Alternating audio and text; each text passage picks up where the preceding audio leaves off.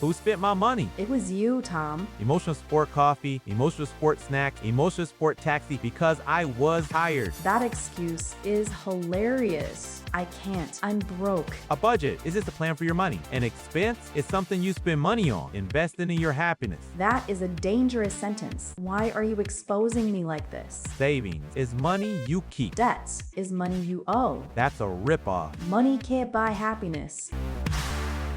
Welcome back to StoryOrbitEN, and I need to ask you something, Tom. Have you ever opened your banking app and immediately felt your mood change in 1 second? Oh, wow. Yes. That app is a horror movie. You open it feeling responsible, then the number hits you and you're like, who spent my money? It was you, Tom. It was you and your little treat yourself moments. Excuse me. Those were necessary purchases. Emotional support coffee, emotional support snacks, emotional support taxi because I was tired is basically healthcare. That excuse is hilarious. And it's perfect because today we're talking about money. I think money is a great topic for English learners because people talk about it all the time, even if they don't say the exact numbers. Exactly. People are always hinting at money without saying it directly. Like, oh, that restaurant is a bit pricey, or I'm trying to be careful this month, or I can't, I'm broke. That's true. Those phrases sound natural. I have no money is correct, but dramatic. While I'm broke is casual, and I'm broke right now sounds temporary. Quick note, broke is about money, broken is about things, like your phone is broken. So please don't say I'm broken, unless you mean it literally. Okay, let's talk about vocabulary. Unexpected expense. So, an expense is something you spend money on. Like rent is an expense, groceries are an expense. An unexpected expense is a surprise cost you didn't plan, like my phone broke, so I had an unexpected expense. Let's ask the listener something. If you're listening right now, what's your biggest money weakness? Like, what do you always spend money on, even when you tell yourself you won't? Yes, tell us, because I want to know if it's just me and my emotional support purchases. Jessica, what's yours? Mine is little things, like coffee, snacks, random cute stationery. It's not one big expensive thing. It's the small things that slowly destroy me. That is called death by 1,000 cuts.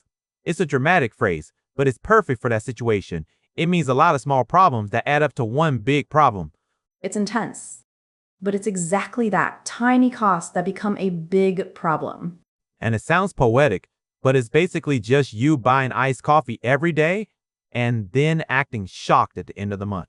Wow, you just attacked me personally, but you're not wrong. And speaking of budgets, I feel like the word budget is scary for some people. Yeah, people hear budget and they imagine spreadsheets and sadness. But a budget is just a plan for your money.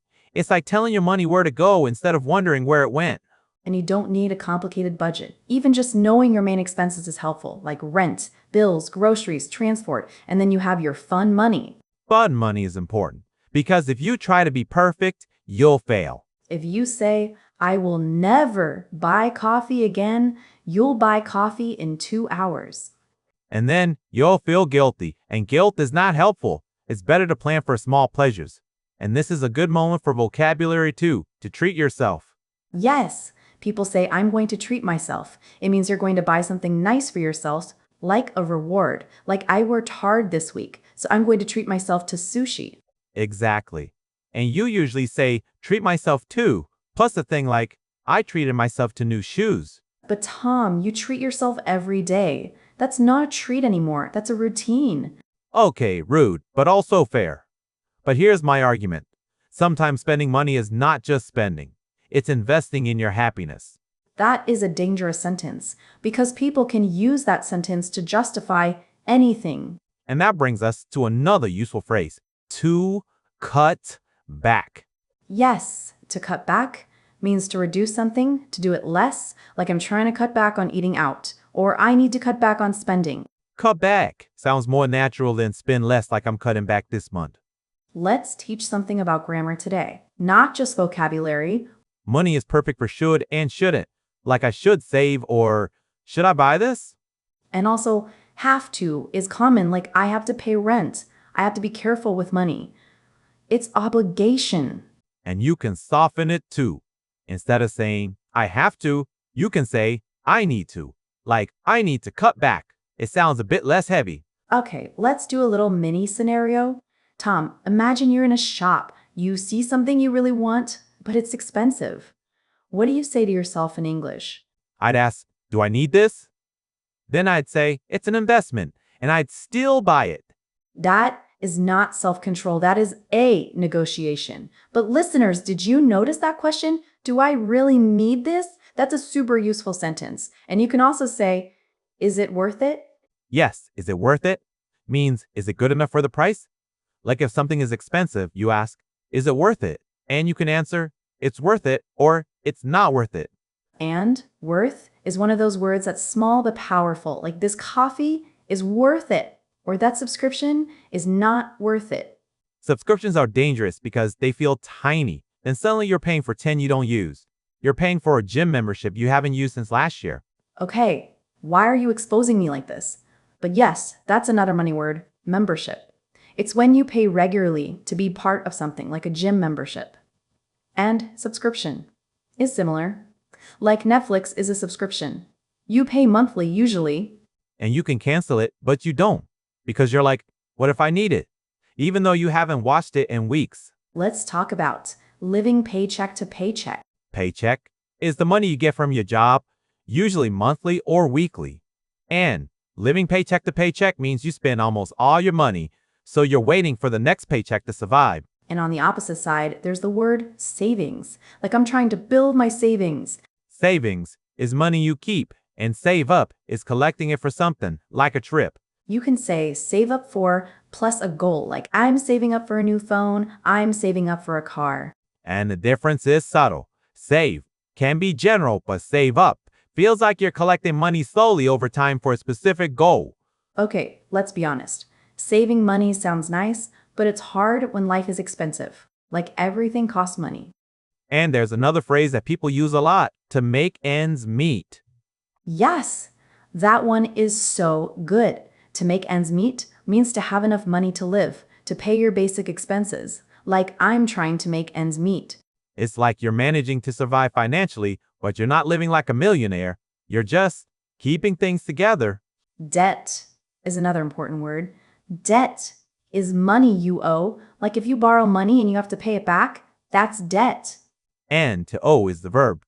Like I owe you $20. Or I owe the bank money. It's a very useful verb. And we can also say I'm in debt. That means you have debt, you owe money. It can be serious, but it's common. Let's talk about another money situation that happens to everyone. Splitting the bill. Oh, yes. The awkward moment at a restaurant when the bill comes and everyone suddenly becomes quiet. Everyone looks at the bill like it's written in an ancient language. And then one person says, so, how do we do this? And then there's always one friend who says, let's just split it equally. And you're like, but I only had a salad and water. Exactly. And that's where you learn important phrases like, can we split the bill? Or can we pay separately? Yes, pay separately is so useful. In some countries it's normal, in others it's not. But the phrase is great. And to split the bill means to divide the costs. And if you want to be very casual, you can say, let's go half and half. True, half and half means 50-50. Like I'll pay half and you pay half. But when you're with a group, it's more complicated. And then there's tipping. That's a whole conversation. Oh no, that topic can start a war. It really can.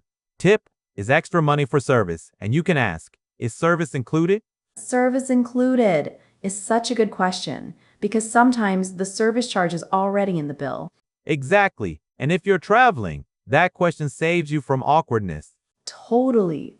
To afford means you have enough money to buy something. Like, I can't afford that right now. Or, I can afford it, but I don't want to spend the money. That's such an important distinction because sometimes you can afford it, but you're choosing not to. And you can also say, it's out of my budget.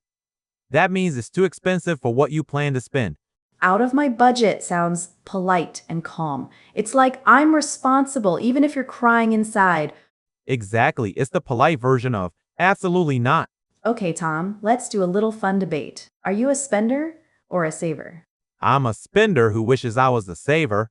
I want peace, But I see a new restaurant and think, this is an experience.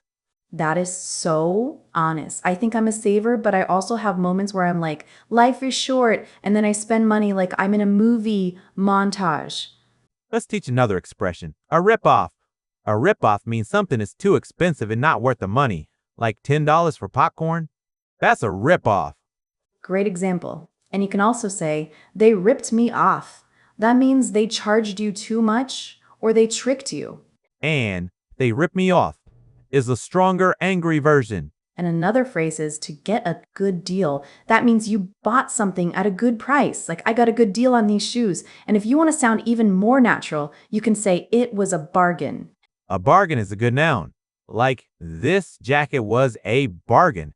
It means it was cheap or a great price. Okay, another thing that English learners need is how to talk about salary. Like, how much do you make? That question can be awkward. But vocabulary-wise, salary is the money you earn from your job, usually monthly or yearly. And wage is similar, but it often refers to hourly pay, like minimum wage. Exactly. And income is the general word for money you receive, like salary, side jobs, anything.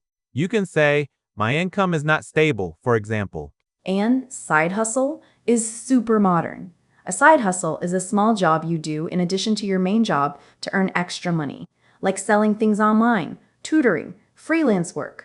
If you want to sound natural talking about money, you don't always need numbers. You can use soft phrases like, it's a bit expensive, or it's not cheap, or it's affordable.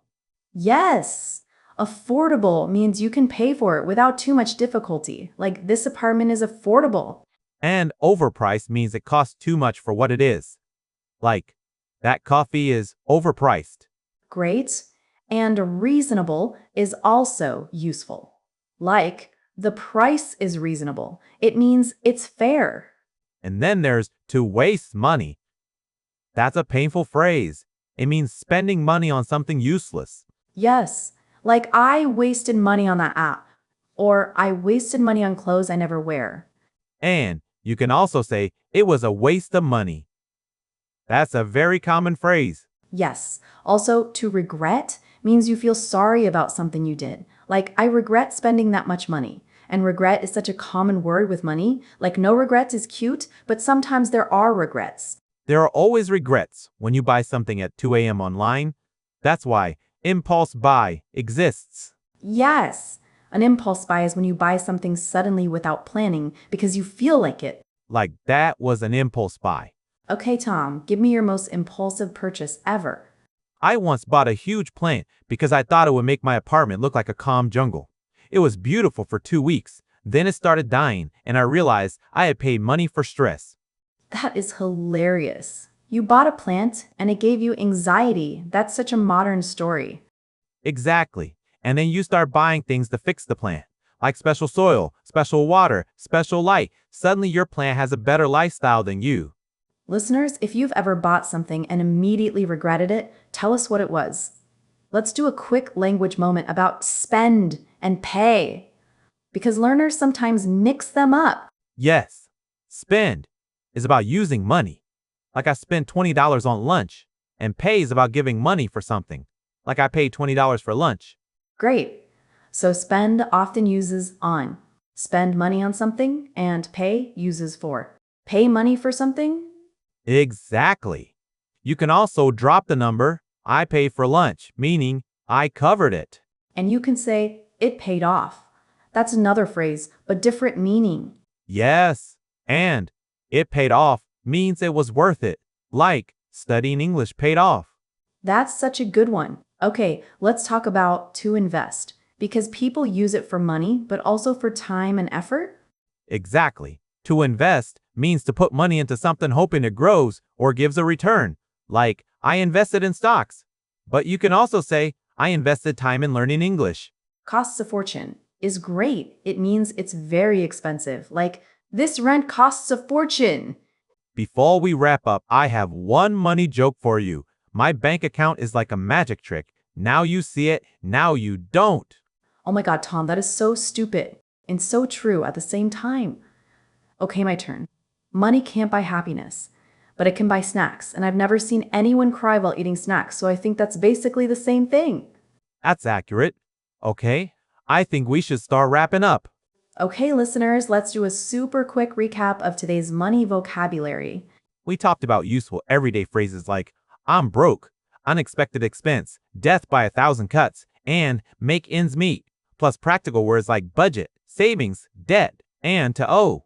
We also covered treat yourself, cut back, worth it, living paycheck to paycheck, and money situations like splitting the bill, tipping, and saying something is a ripoff.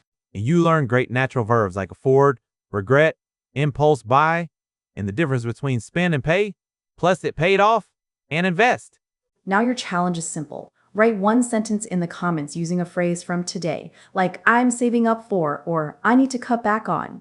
Thanks for listening to StoryOrbitEN, and we'll see you in the next episode. Bye!